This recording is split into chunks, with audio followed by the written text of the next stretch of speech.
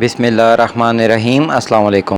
No job offer, no express entry profile, no connection to the province.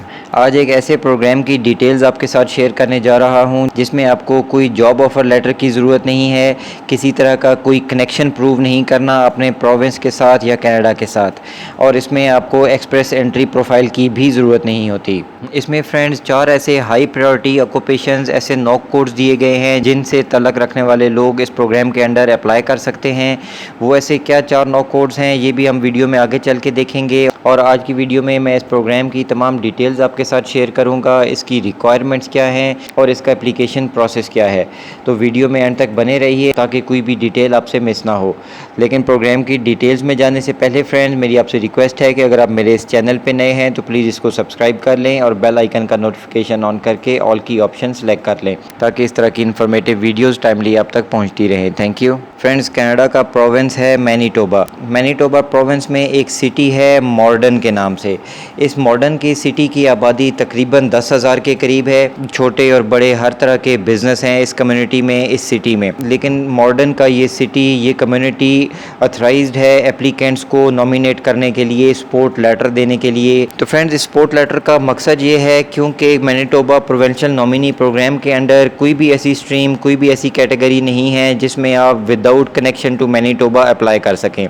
तो बहुत से लोग जो मैनीटोबा मूव होना चाहते हैं, पीआर लेना चाहते हैं और मैनीटोबा में रहना चाहते हैं, उन लोगों के लिए एक मुश्किल आ जाती है कि वो कनेक्शन टू मैनीटोबा कैसे प्रूव करें। तो ये मैनीटोबा की कम्युनिटी विदाउट कनेक्शन आप लोगों को एक सपोर्ट लेटर इशू करती है। अगर आपका वर्क एक्सपीरियंस और ऑक्यूपेशन इनके इन डिमांड ऑक्यूपेशन से मैच करता है तो फिर आप लोगों को ये कम्युनिटी एक सपोर्ट लेटर इशू करती है जिसकी बेस पे आप Manitoba provincial nominee program skilled worker stream के अंडर नॉमिनेशन के लिए अप्लाई कर सकते हैं। फ्रेंड कनाडा इमिग्रेशन का प्रोसेस थोड़ा कॉम्प्लिकेटेड ज़रूर है, लेकिन इसको समझा जाए तो फिर इसमें बहुत सी आसानियां भी हैं आप तमाम लोगों के लिए। इस कम्युनिटी की भी रिक्वायरमेंट्स मैं आपको आगे चल के बताऊंगा, लेकिन पहले इसका एप्लीकेशन प्रोसेस आपके साथ शेयर करना ज़रूरी है। तो फ्रेंड्स आपकी स्क्रीन पे है मॉर्डन कम्युनिटी की ऑफिशियल वेबसाइट, और इस प्रोग्राम का नाम है modern community driven immigration initiative, MCDII। और जैसा कि मैंने आपको बताया कि ये आपको एक सपोर्ट लेटर इशू करने के लिए ही प्रोग्राम डेवलप किया गया है, बनाया गया है स्पेशली उन लोगों के लिए जो अपना कनेक्शन टू मैनीटोबा प्रूव नहीं कर सकते। इसमें क्लियरली एक चीज़ मेंशन है, आप भी अपनी स्क्रीन पे देख सकते हैं। In order to protect the integrity and efficiency of our program, applicants must apply from outside of Canada। ये प्रोग्राम स्पेसिफ़िकली उन लोगों के लिए है जो कनाडा से बाहर हैं। कनाडा में रहने वाले लोग चाहे किसी भी स्टेटस पे यहाँ पे हों, वो इस प्रोग्राम में अप्लाई नहीं कर सकते। इस प्रोग्राम में अप्लाई करने के लिए ज़रूरी है कि आप कनाडा से बाहर हों। तो आप लोगों के लिए बेस्ट चांस है जो विद फैमिली कनाडा मूव होना चाहते हैं। तो फ्रेंड्स इसके एप्लीकेशन प्रोसेस का भी एक ओवरव्यू मैं आपके साथ शेयर कर देता हूं। Modern community driven immigration initiative MCDII ये प्रोग्राम सपोर्ट करता है permanent residence in modern community. तो फ्रेंड्स इसके एप्लीकेशन प्रोसेस का सबसे पहला स्टेप कि आप इस प्रोग्राम के लिए क्वालिफाई करते हों, इनकी रिक्वायरमेंट्स को पूरा करते हों। इसकी रिक्वायरमेंट्स मैं आपको वीडियो में आगे चल के बताऊँगा। और उसका सेकेंड स्टेप है कि आपने मॉडर्न की कम्युनिटी को ऑनलाइन अप्लाई करना होता है, जो कि बिल्कुल फ्री है। एक छोटा सा फॉर्म है जो आपने ऑनलाइन ही फिल आउट करके इस कम्युनिटी को अपने अप्लाई कर देना है।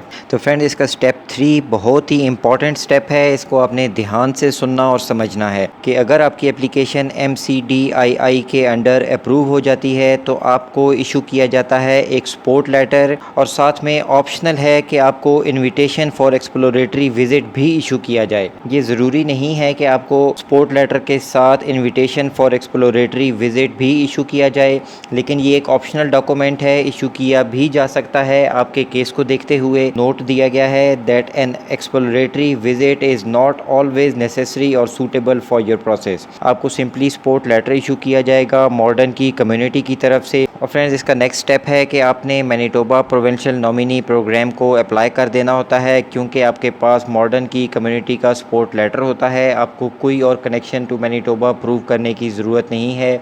ना किसी जॉब ऑफ़र लेटर की ज़रूरत है, और मैं आपको आगे चल के दिखाऊंगा कि इसमें आपको एक्सप्रेस एंट्री प्रोफाइल की भी ज़रूरत नहीं होती। आपने सिंपली अपनी एप्लीकेशन जमा करानी है मैनीटोबा प्रोविंशियल नॉमिनी प्रोग्राम में नॉमिनेशन लेटर के लिए। और स्टेप 6 है, आपकी application Manitoba provincial nominee program के अंडर रिव्यू की जाती है।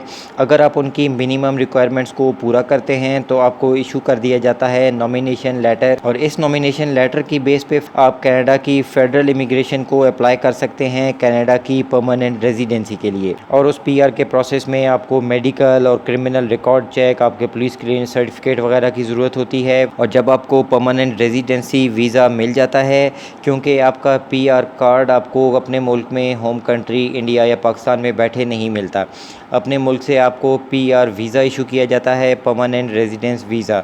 तो आप विद फैमिली कनाडा मूव हो सकते हैं। मॉडर्न की इस कम्युनिटी में आने के बाद आपको पीआर कार्ड इशू किया जाएगा। इस प्रोग्राम के अंडर एलिजिबिलिटी के लिए आपके पास 4 ऐसे नॉक कोर्स, 4 ऐसे ऑक्यूपेशंस दिए गए हैं मॉडर्न की कम्युनिटी की तरफ से, जो हाई इन डिमांड कंसिडर किए गए हैं मॉडर्न के सिटी में। और इसकी रिक्वायरमेंट्स में फ्रेंड्स, पहली चीज़ है आपका वर्क एक्सपीरियंस। तो आपके पास 2 साल से ज़्यादा का वर्क एक्सपीरियंस होना चाहिए अपने ऑक्यूपेशन से रिलेटेड। नेक्स्ट रिक्वायरमेंट है आपकी लैंग्वेज की, यानी आइल्स मिनिमम 5 बैंड में अपने आइल्स क्लियर करना है। और फिर है एज की रिक्वायरमेंट 21 टू 45, 21 से 45 साल तक के लोग इस कम्युनिटी को अप्लाई कर सकते हैं। और नेक्स्ट है friends, have no other connection to other parts of Canada, यानी आपके कनाडा में कोई भी फ्रेंड्स, फैमिली, रिलेटिव या कोई प्रीवियस एम्प्लॉयमेंट और एजुकेशन, कोई ऐसा कनेक्शन नहीं होना चाहिए।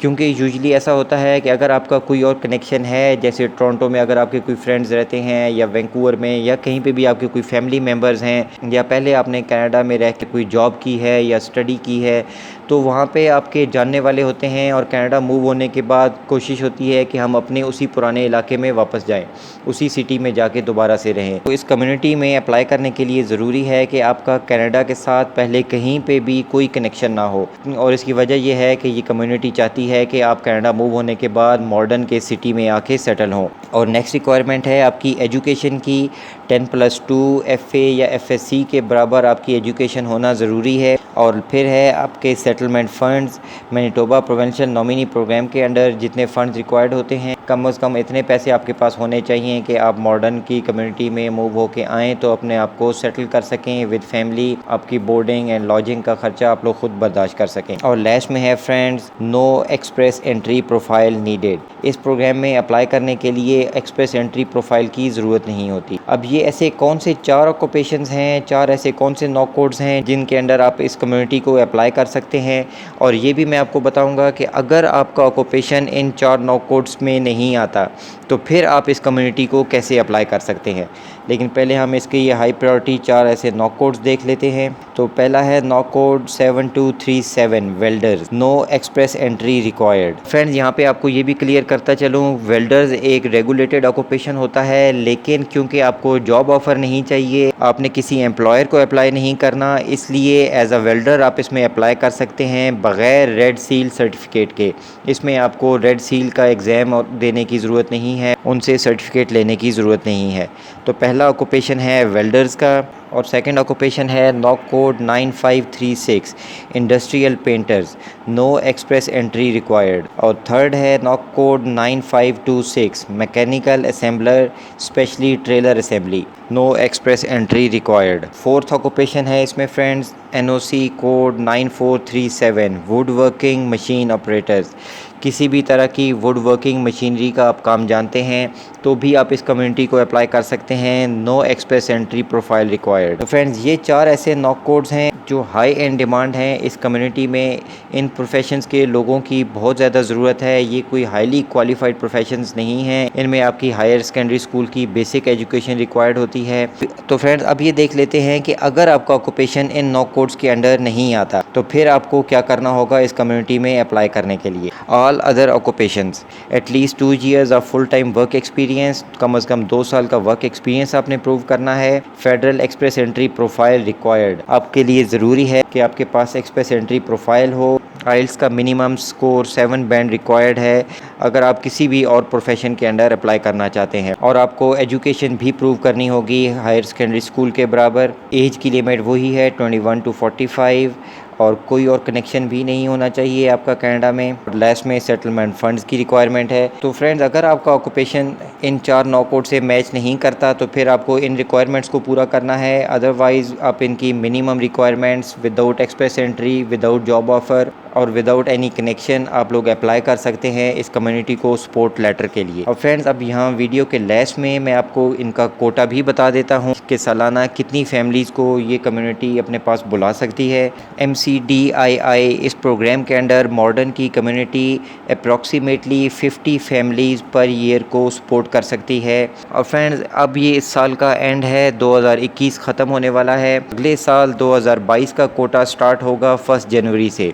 2 महीने हैं। इन 2 महीनों में अगर आप अपनी डॉक्यूमेंटेशन कंप्लीट करते हैं, इनकी रिक्वायरमेंट्स को पूरा कर लेते हैं, आप लोग इस कम्युनिटी को अप्लाई करके सपोर्ट लेटर हासिल कर सकते हैं। तो फ्रेंड्स, आपको आज की वीडियो कैसी लगी प्लीज़ मुझे कमेंट में ज़रूर बताइएगा। और अगर इन्फॉर्मेटिव लगी है, पसंद आई है, तो इसको दिल खोल के लाइक कीजिए, अपने फ्रेंड्स के साथ शेयर कीजिए। आप लोगों की सपोर्ट और प्यार का बहुत शुक्रिया। Thank you. अल्लाह हाफिज़।